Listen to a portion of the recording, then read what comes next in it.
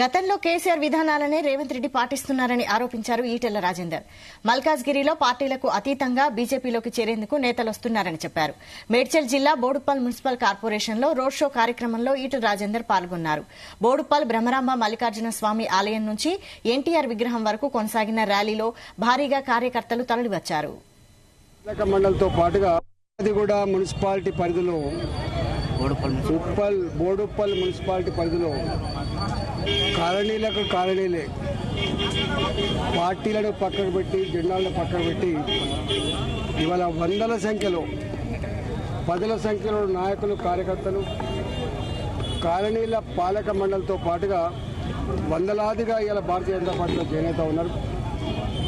Congress party మనుషులకు వెలగట్టి ప్రలోభపెట్టి భయపెట్టించి కొంతమంది నాయకులను చేర్చుకోవచ్చు గాక, కానీ ప్రజలందరూ భారతీయ జనతా పార్టీలో జాయిన్ అవుతూ ఉన్నారు. ఇవాళ రేవంత్ రెడ్డి పార్టీ ఏ పని చేసిందో గతంలో కేసీఆర్ కూడా అదే పని చేసిండు.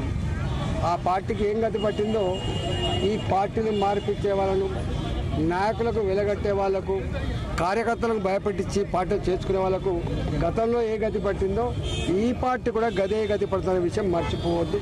వీళ్ళు ఎన్ని రకాలు చేసినప్పటికీ కూడా ఊరంతా ఒక దారి, ఊసర వెళ్ళిది వేరు దారినట్టుగా ప్రజలు పడుతూ ఉంటే వీళ్ళేమో రాహుల్ గాంధీ అని చెప్పి కేసీఆర్ అని చెప్పి మాట్లాడుతున్నారు. ఎట్టి పరిస్థితుల్లో రాబోయే ఎన్నికల్లో ప్రజలందరూ కూడా ఒక నిర్ణయానికి వచ్చింది. ఈ దఫా దేశంలో మోడీ ఉండాలని చెప్పే భావన స్పష్టంగా కనబడతా ఉంది. ఇవాళ కేసీఆర్ గారు మాట్లాడుతూ 10 ఏళ్ల తర్వాత అరిగిపోయిన రికార్డులాగా పాడిందే పాడరా పాసమా దాసనాడుగా మళ్ళీ బీజేపీకి ఓట్లు వేస్తే మీటర్లు వస్తాయనేటువంటి మాట ఎంత సత్యదూరమైందో ఇప్పుడు నవ్వుకుంటా ఉన్నారు.